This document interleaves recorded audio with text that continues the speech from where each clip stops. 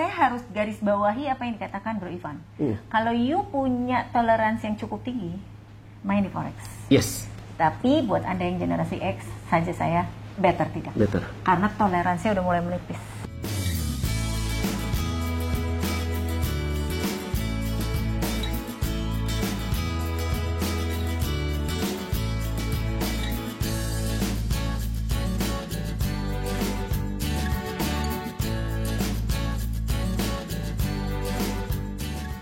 Ya, pemirsa, sekarang saya ketemu lagi dengan Bro Ivan dengan semangat ya. Halo Bro Ivan.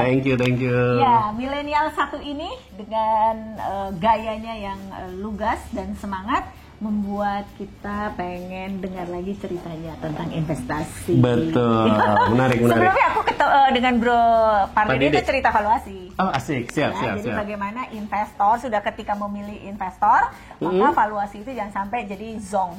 Betul. Nah, sekarang kita akan bicara tentang investasinya kan bermacam-macam tuh. Betul. Nah, silakan Bro. Wah, ini menarik nih. Jadi kita, kalau tadi Bro Pardede bilang masalah valuasinya, yes. Sekarang kita balik nih, yang mau taruh duit nih. Ya, investornya. Okay. Kembali ke yang sebelumnya, kan kita bilang nih, investor itu nggak ada lawan. Yes. Hanya masalah kita dan diri kita saja. Berarti kenali diri sendiri. Karakter orang beda-beda. Objektifnya, goalsnya, niatnya. Dan yang paling penting, tolerance untuk gain sama tolerance untuk loss-nya beda. Toleransinya beda. Toleransinya different ya. Iya. Tiba-tiba aku deg-degan, aduh biarin aja sampai akhirnya harga tinggal 50 perak. Betul. Jadi ada investor kebiasaan pegang toko, ngomong turnover dan segala macam, untung 10% nggak menarik bagi dia. Yes. Dia mau 100%. Ya. Tapi ada juga investor yang biasa main di deposito. Wih, 10% gede loh. Ya, 3%, 6%, sekarang 4%. 4% potong pajak final lagi 20%. Potong pajak benar-benar. Jadi masih 2, something gitu ya. 10% oke, tapi senang. Nah, mengetahui siapa diri kita nih. Nah, sekarang kita satu-satu nih ya. Ya. Kalau kita konservatisme, kita main di saham nih, sister. Jadi deposito udah ditinggalin. Itu yang lebih konservatif lagi nih, milenial ujung. Oh, milenial. Jadi Gen X sama Bubi Boomer deposito masih ada di liquidity-nya dia, di portofolionya dia.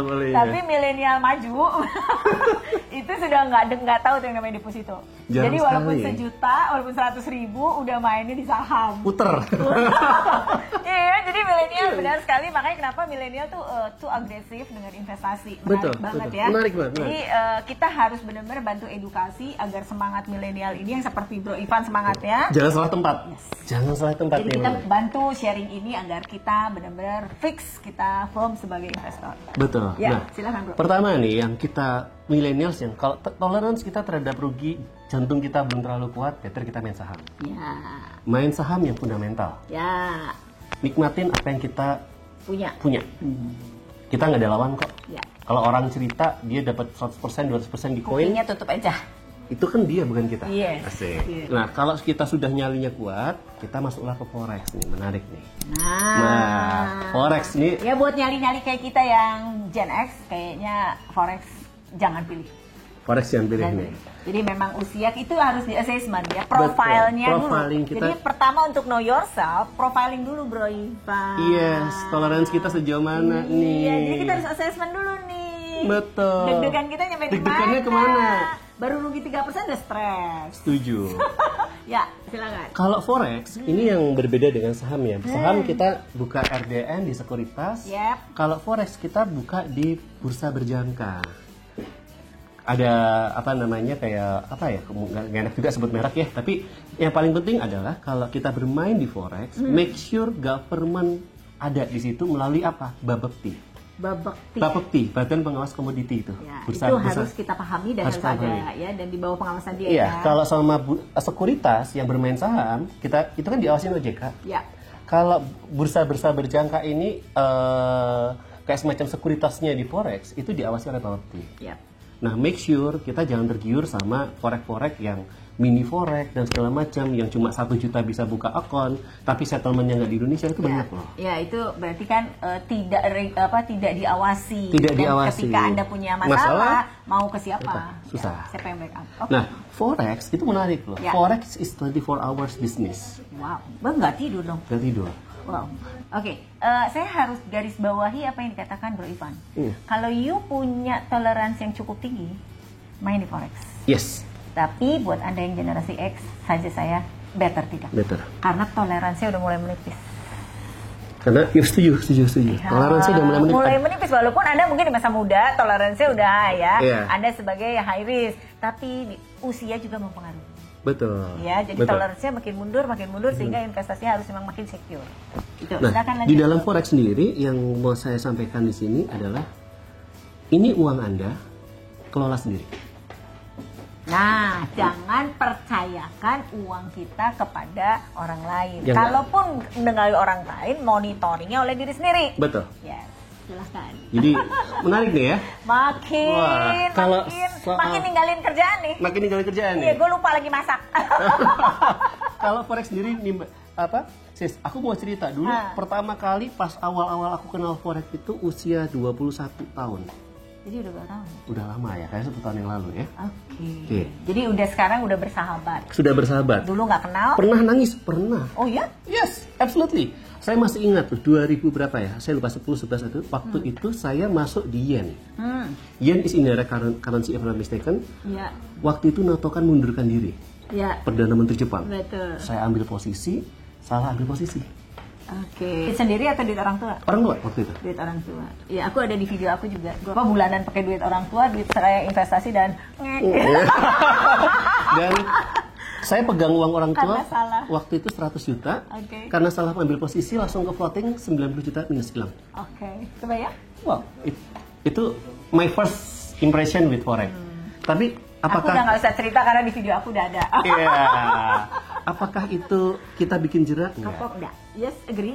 Totally agree. Tapi kita terus tambahkan edukasi dan pengetahuan supaya kita makin mature, makin skillful. Betul. Yeah. Nah, sekarang ketika kita mau bermain forex, kuncinya satu kok. Pahami technical sama fundamental. Fundamental yang penting rumor sama news. Rumor, news, sama technical. Sama fundamental. Teknikalnya belum tuh. Teknikal belum. Oke. Kita kan baru sekarang ngomongnya investasi dulu. Betul. Nanti teknikal setelah ini lah ya. Setuju. Begitu teknikal kita sudah artinya ketika kita udah disiplin, masuklah. Nah, sekarang ada yang lagi booming sekarang setelah forex itu koin nih ceritanya. Itu ceritanya Elon Musk untuk Doge. Iya, Doge. Saya juga ikut tuh. Elon Musk benar. Oh, ikutan. Ikutan nonton. Bercanda. Jadi, oke. Kalau bicara soal kripto nih, jadi pandangan saya sebagai newcomers juga di kripto, kan kalau currency forex kita bicara currency yang government punya, diperdagangkan lawan-lawanin dengan negara yang lain. Jadi mana lebih kuat, mana lebih rendah. Betul. Nah, tapi kalau kita bicara cryptocurrency, yaitu kripto, bukan negara. Depends on developernya siapa. Ya. Nah, kalau sekarang yang menarik adalah good news-nya di Indonesia sudah ada satu platform untuk kita bermain kripto yang sudah dapat izin dari Bapepti. Mungkin bisa di YouTube, di Google aja ya. Kita nggak sebut namanya. Enggak lah ya, kan kita nggak lagi brand ambassador. Kita nggak lagi brand ambassador. Artinya kita sebagai anak millennials, kita ada ruang nih untuk bermain di situ. Ikut terlibat di dalam kripto. Kalau kripto, ini yang menarik nih. Kripto itu karena ini benar-benar kalau kita nyali kita lebih kepada bukan investment tapi spekulasi. Saya trader yang spekulasi. Oh, different ya? Different. Jadi aku trader, tapi kalau trader spekulasi resikonya dinaikin dong. Banget. Toleransi resikonya bisa double ya? Banget. Dari trader biasa. Yes.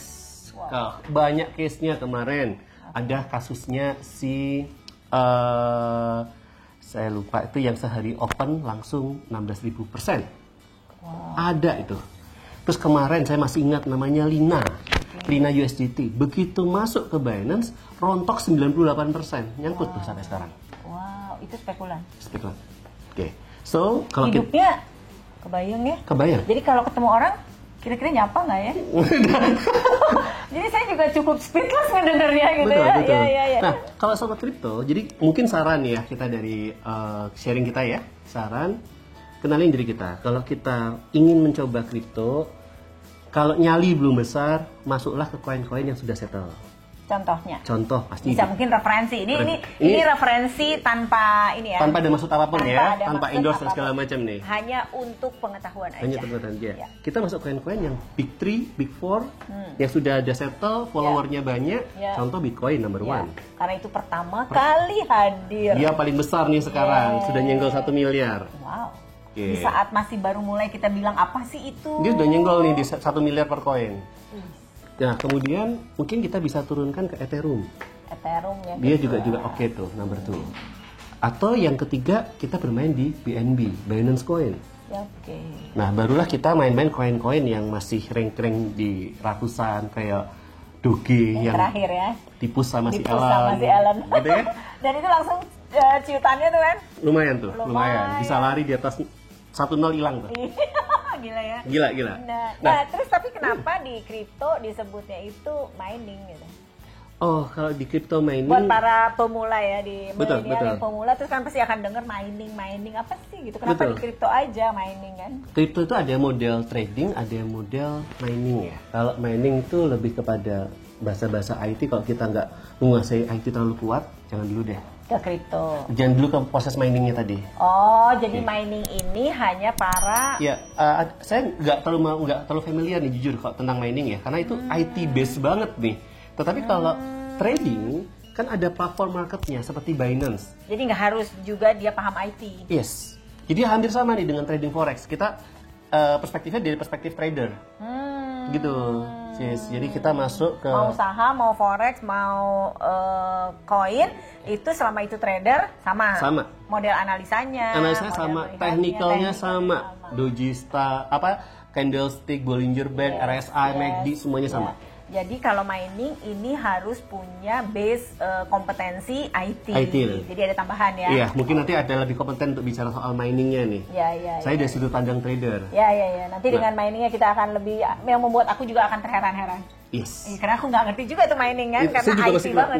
Saya harus follow nih, saya udah follow akunnya Antonia. Asik. Silakan Anda follow biar kita makin seru ketemu Bro Ivan lagi. Kita kalau Anda pengen request, Anda komen aja. Karena Bro Ivan itu milenial yang semangat, energik, dan knowledge-nya tentang investasi milenial sangat keren banget. I love it. Oke, lanjut silakan. Nah, kalau kita mau trading, kan tadi ya saham pergerakannya begitu-begitu aja ya. Kemudian masuk ke forex yang sudah sedikit roller coaster, gitu kan? Roller coaster. Kemudian, harus assess ya, ingat teman-teman, profil Anda ada di mana, toleransi resiko di mana. Terus kemudian kalau mau nge-swing, kita mainlah ke kripto. Kripto mainlah yang dia yang sudah settle. Itu pun udah cukup bikin deg-degan. Contoh, Binance Coin. Mungkin seminggu yang lalu atau seminggu setengah yang lalu masih di level $250 sampai $300 per koin. Hari ini udah 550. Almost 100%. Dan itu bisa jatuh nggak? Bisa. Kalau gitu. Jatuhnya kan beberapa saat terakhir bursa kita memang dalam keadaan lagi lesu. Betul. Apakah itu ada impact antara switching investasi? Ya, yang soalnya Diko ngomongnya tadi switching nih. Rumor on the street-nya begitu ya. Iya. Anak-anak muda yang dulu sudah kegilaan saham ketika di endorse gitu ya, jadi bahan pembicaraan publik rame. Sekarang latah masuk ke kripto. Karena transaksi daily transaksinya sepi loh di saham. Yes. Memang itu apa itu rumor atau memang pernah riset nggak sih? Hanya obrolan teman-teman yang dulu mainnya di saham, mereka geser. Oh serius itu memang? Serius. Oh itu obrolan di obrolan teman-teman. Obrolan ngopi gitu? Ngopi, betul. Mereka switching.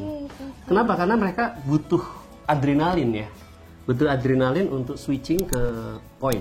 Ya jadi obrolan di tempat ngopi memang ada yang tadi memang Bro Ivan juga bilang kan, kita ngomong di saham, terus kita mulai ke forex yang toleransinya dinaikin, terus dari forex ya udah coba kamu switching gitu. Nah ketika switching kan saya gabungin sama isu tuh, betul, sama rumor tuh. Itu pun yang sudah coin settle pun masih bikin roller coaster nih gitu kan. Ada yang mau gila lagi ada nggak nih? Ada. Daripada coin market. Apa itu? Kita masuk koin yang belum ICO, Initial Coin Offering. Kita masuk ke koin yang belum listing. Oh, kalau di market saham itu IPO ya. Iya, kalau ini ICO. Initial Coin Offering. Ini menarik nih.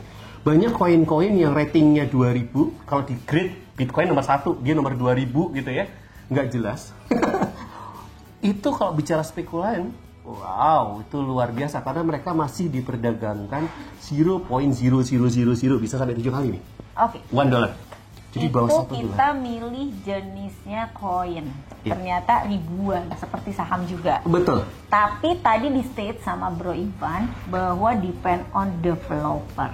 Ya kan? Kalau saham itu kita lihat technical fundamental, siapa pemiliknya, bagaimana pengelolanya, GCG-nya, terus bagaimana kekuatan asetnya, bagaimana brandnya.